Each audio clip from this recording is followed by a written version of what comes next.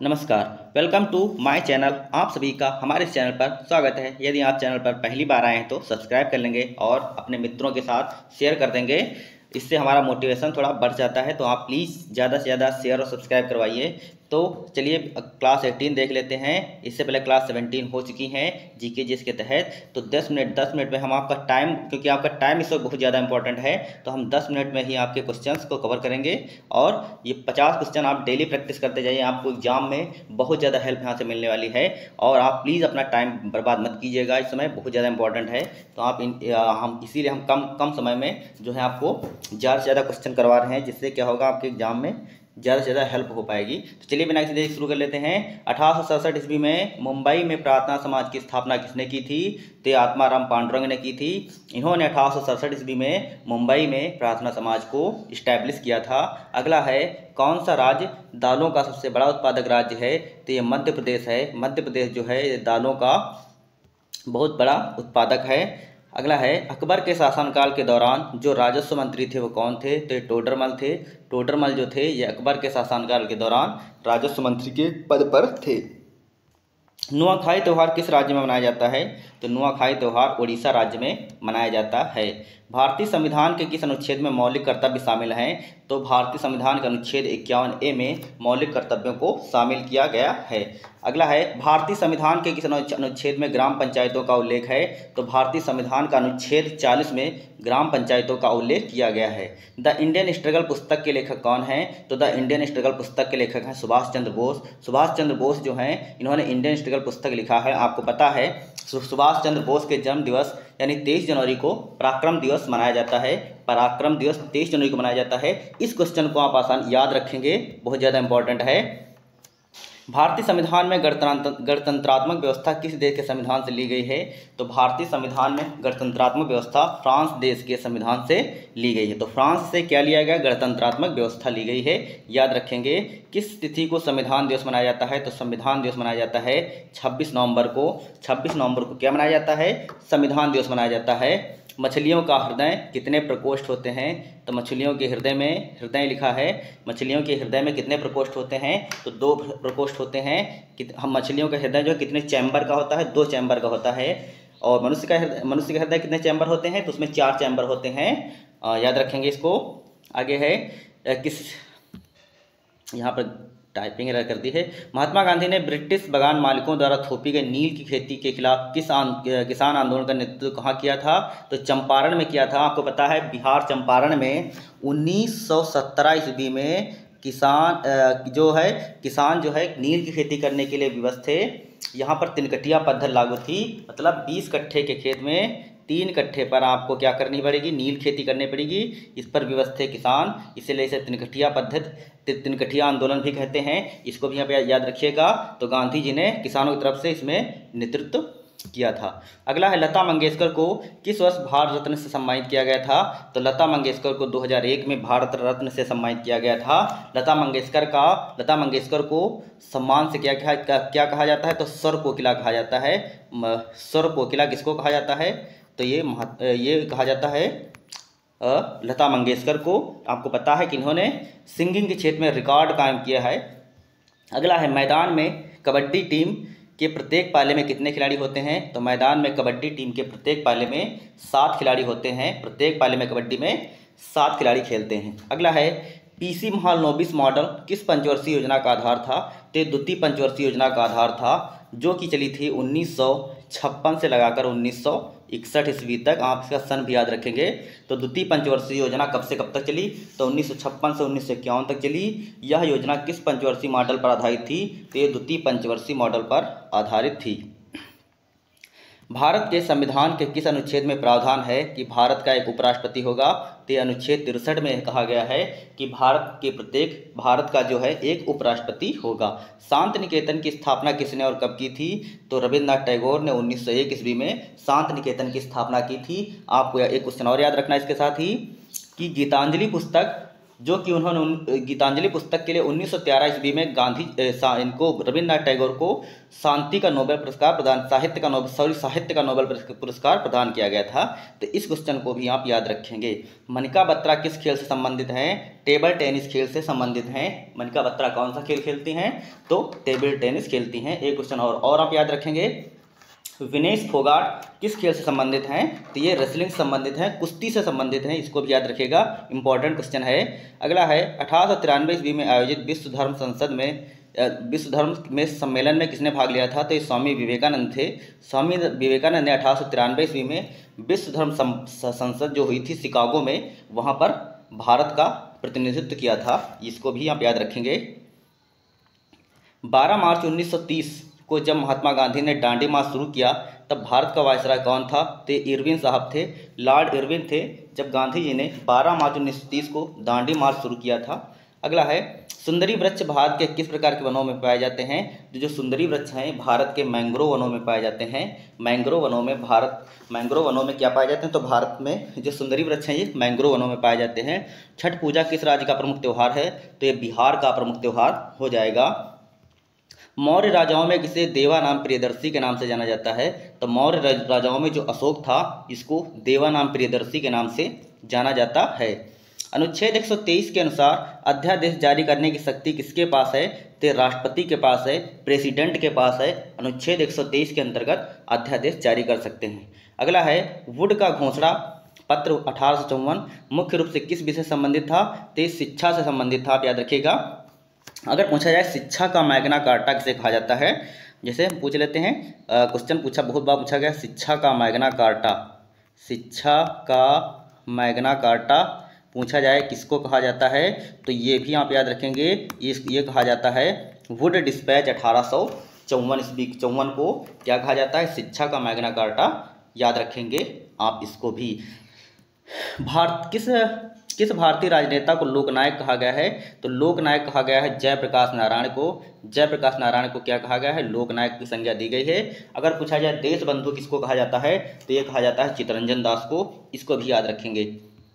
बक्सर का युद्ध किस वर्ष लड़ा गया था? तो बक्सर का युद्ध लड़ा गया था 1764 ईस्वी में। 1764 ईस्वी में बक्सर का युद्ध लड़ा गया था। आपको बताना है चुकंदर का लाल रंग होने का प्रमुख कारण क्या है? तो ये बीटानिन हो जाएगा। बीटानिन के कारण चुकंदर का रंग जो है ये लाल होता है। रजिया सुल्तान सल्तनत की पहली और एकमात्र महिला शासिका थी। यह किस वर्ष सिंहासन पर बैठी थी? तो 1236 ईस्वी में सिंहासन पर बैठी थी। तो जो रजिया सुल्तान थी ये भारत की पहली और एकमात्र महिला शासिका थी जो सिंहासन में कब बैठी? 1236 ईस्वी में बैठी थी। किसे भारत में स्थानीय स्वशासन का जनक माना जाता है? तो स्थानीय स्वशासन का जनक माना जाता है लॉर्ड रिपन साहब को। लॉर्ड रिपन को स्थानीय स्वशासन का जनक माना जाता है। किस घटना के बाद असहयोग आंदोलन बंद कर दिया गया था? तो चौरी चौरा कांड जो हुआ था, चौरी चौरा कांड कब हुआ था? 1922 ईस्वी में। इस घटना के बाद जो है असहयोग आंदोलन को महात्मा गांधी ने वापस ले लिया था। तो क्योंकि आपको पता है कि गांधी जी अहिंसा के बजाय थे, आंदोलन उतर आया था हिंसा पर, इसीलिए गांधी जी ने असहयोग आंदोलन को बंद कर दिया था। भारतीय संविधान का कौन सा अनुच्छेद पर्यावरण की रक्षा और सुधार तथा वनों और वन्य जीवों की सुरक्षा प्रदान करता है? मोस्ट इंपॉर्टेंट है। तो ये अनुच्छेद 48A है। अनुच्छेद 48 जो ए जो है ये क्या करता है? पर्यावरण की रक्षा और सुधार तथा वनों तथा वन्य जीवों की सुरक्षा प्रदान करता है। तो यहाँ आप इसको याद रखेंगे, पर्यावरण की रक्षा और सुधार तथा वनों और वन्य जीवों की सुरक्षा प्रदान करने का काम कौन करता है? तो अनुच्छेद 48A याद रखेंगे, मोस्ट इंपॉर्टेंट है। बिहू त्यौहार किस राज्य का प्रमुख त्यौहार है? तो बिहू जो है ये असम राज्य का प्रमुख त्यौहार हो जाएगा। किसने मेगास्थनीज को चंद्रगुप्त मौर्य के दरबार में भेजा था? तो जो मेगास्थनीज था ये चंद्रगुप्त मौर्य के दरबार में आया था। और ये सेल्यूकस प्रथम निकेटर प्रथम था, उसका राजदूत था मेगास्थनीज। और मेगास्थनीज ने प्रमुख पुस्तिका लिखी है। इसका पुस्तक का नाम याद रखेंगे। मेगास्थनीज की पुस्तक का क्या नाम है? तो इंडिका नाम है मेगास्थनीज की पुस्तक का नाम। ये मेगास्थनीज जो है इंडिका नाम पुस्तक लिखी थी इसने चंद्रगुप्त मौर्य के दरबार में रहकर। और ये जो मेगास्थनीज था ये सेल्यूकस निकेटर का राजदूत था और ये चंद्रगुप्त मौर्य के दरबार में आया था। सारे क्वेश्चन याद रखेंगे। नीति आयोग का अध्यक्ष कौन होता है? तो ये प्रधानमंत्री होता है। नीति आयोग का अध्यक्ष प्रधानमंत्री होता है। जापान की मुद्रा क्या है? तो जापान की मुद्रा हो जाएगी येन। जापान की राजधानी क्या है, आपको कमेंट बॉक्स में जवाब देना है। तो जापान की मुद्रा येन होती है। अगला है प्रसिद्ध गोल गुंबद कहाँ स्थित है, तो गोल गुंबद जो है कर्नाटक में स्थित है। जो गोल गुंबद है ये कहाँ स्थित है, कर्नाटक में स्थित है।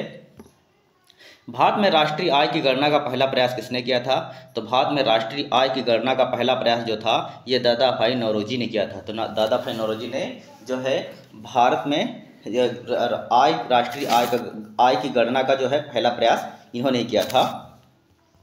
भाभा परमाणु अनुसंधान केंद्र कहाँ स्थित है, तो ये मुंबई में स्थित है।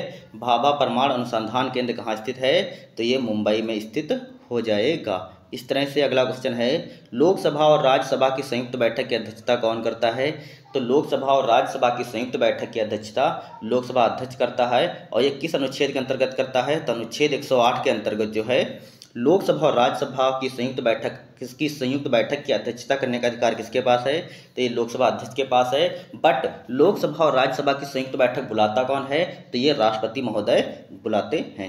यूनेस्को का मुख्यालय कहाँ है, तो यूनेस्को का मुख्यालय पेरिस फ्रांस में है। पेरिस फ्रांस में यूनेस्को का मुख्यालय है।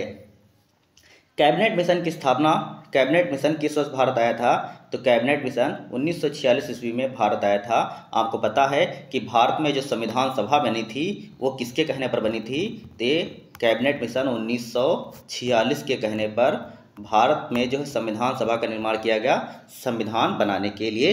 ये भी याद रखेंगे आप।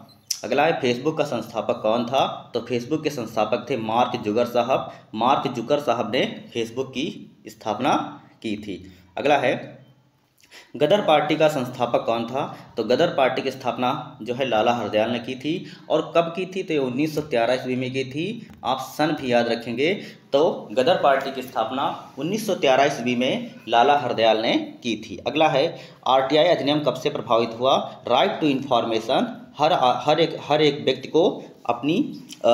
को सूचना का अधिकार, जानने का अधिकार है। तो ये आरटीआई अधिनियम कब से प्रभावी हुआ, तो अक्टूबर 2005 से प्रभावी हुआ। तो अक्टूबर 2005 से आरटीआई अधिनियम प्रभावी हुआ।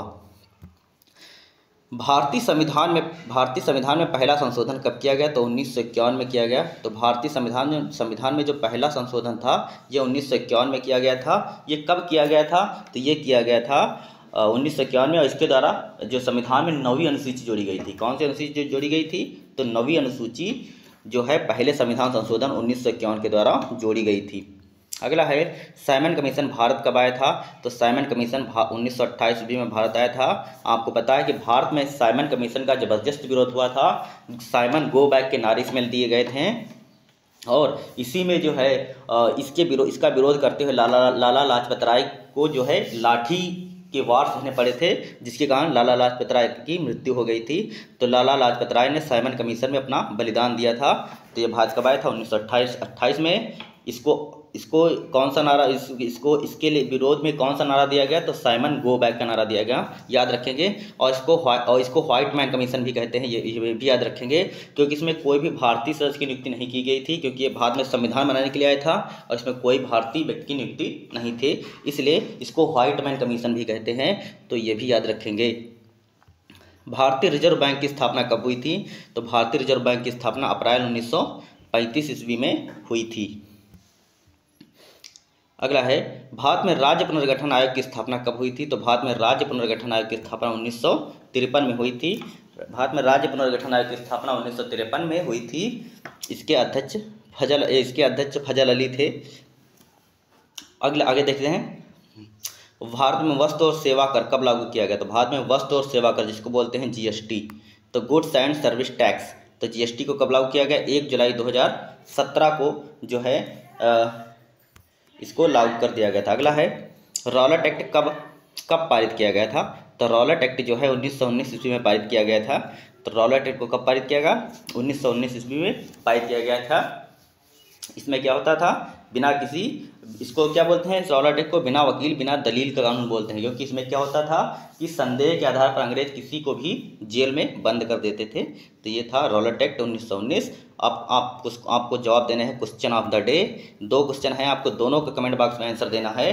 पहला क्वेश्चन है, इनमें से कौन टेबल टेनिस खेल का खिलाड़ी है, आपको बताना है। क्या विराट कोहली हैं, या विनोद फोगाट, या मीराबाई चानू, या मनिका बत्रा, इनमें से कौन जो है टेबल टेनिस खेल का खिलाड़ी हो जाएगा। अगला है, बिहू बिहू बिहू जो है किस राज्य का प्रमुख त्यौहार है। तो ये 4 ऑप्शन रहे, महाराष्ट्र, उत्तर प्रदेश, पंजाब, बिहार, इनमें से कौन सा ऑप्शन हो जाएगा जो बिहू राज्य का प्रमुख त्यौहार है। तो इनको आपको जवाब देना है कमेंट बॉक्स में। तो आज के लिए इतना ही। यदि चैनल पर पहली बार आए थे तो सब्सक्राइब कर लेना और अपने साथियों का साथ शेयर कर देना।